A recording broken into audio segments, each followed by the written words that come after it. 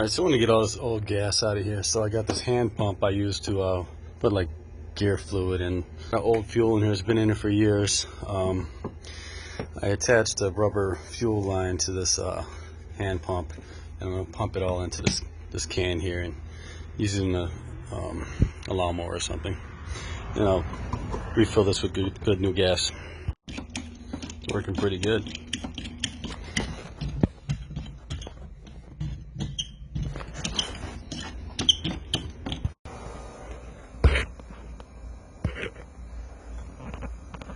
So I was looking at my fuel valve, and it looked a bit corroded in there, so I think I'm going to swap it out. So there's a rubber cap I pulled off of here, and there's a Phillips screwdriver head. So I'm going to go ahead and unscrew this. Okay, this looks a bit jerry-rigged. I was able to pull this hose out. They got a hose clamped on a hose here. So I'm going to have to redo this all. I'm going to tear this apart, and I need new hoses because this is bullshit. So I'm going to remove this. When I take this off, I should be able to tell which is the reserve, which is the normal fuel feed, and the two returns should probably be the same. Well, one's a vent, one's a return. I think the return goes under the level, I'm not sure. But I'll take it apart and determine which is which. Alright, so I took it out. I looked down here. Obviously, the longer one here on the left is the reserve. The other one is the regular fuel, and the return goes to this pocket right here, and then the vents at top. So I have them labeled here: vent, reserve, the main feed, and return. This float goes in here, goes back in here, and then this cap goes back on. So I'm gonna go ahead and reassemble it. Everything looks good in here. The fuel's pretty clean. There's no sediment at the bottom, so I'm gonna go ahead and reassemble this, and then I know where the lines go now. So I have a new fuel valve. The valve that was in here must have been from another model. It had smaller inlets and outlets, which is restricting the flow. It was the other one I had was for the 747 or the 7. I don't know, this smaller engine, and those are too small. So this just get all kinds of problems. So I'm going to put new hoses on here, pipe it in there, clamp it up, and then run my vent lines. Replace those gray lines with the lines I already have that they were using for fuel feed lines, which are too small for this ski, and clamp it all up, and then finish all the little connections here and there, and I'll be able to fire it up. As you see, they clearly put the wrong one in at one time. Must have been starving the engine for fuel. So I'm going to put this the proper one in here and hose it up, and I should be good to go with this. I'm glad I checked this out. I was just going to reuse this, but did my research and I found out it's supposed to have bigger fuel lines than what's in there. So glad I checked it out. It's an entire freaking makeover. Alright, so I have it piped up.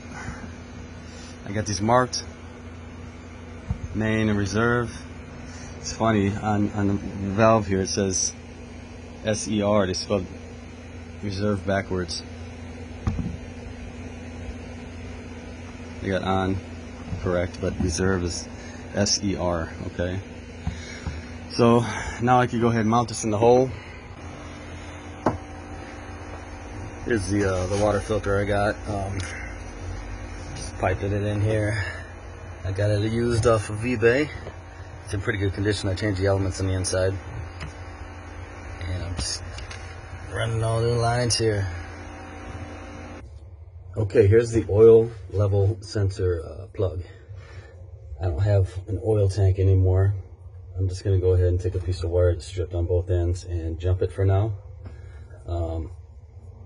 If that works, I could just strip them and tie it together.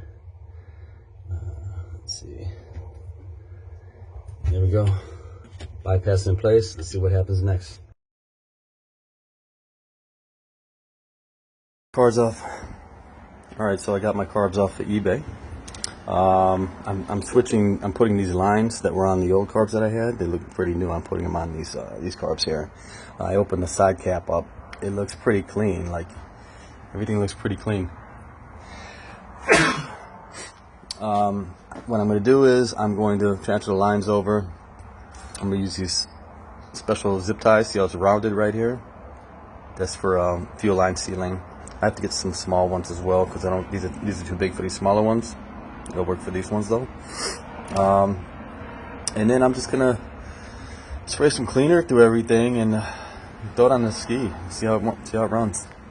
If I'm gonna rebuild it, I'll do it over the winter time or something. But hopefully these work pretty well. They look very clean.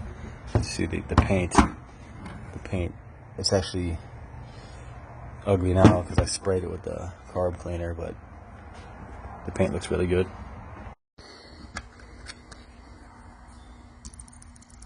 So I sprayed that up a little bit. Probably put some WD-40 on there. That's probably what I should do. And I put this.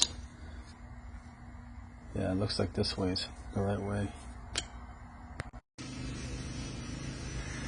Alright, so I have everything put back together. I took the lines from the carbs I already had that were new lines off and put them on here. I have special zip ties for fuel lines. In case you don't know this, regular fuel lines, see that curve there? Right here? It allows it to hug around the hose. Regular zip ties will leave a little gap, and there'll be like there'll be a little bit of area that's not secure, and you could get leaks in those areas. So it's best to get the fuel line zip ties.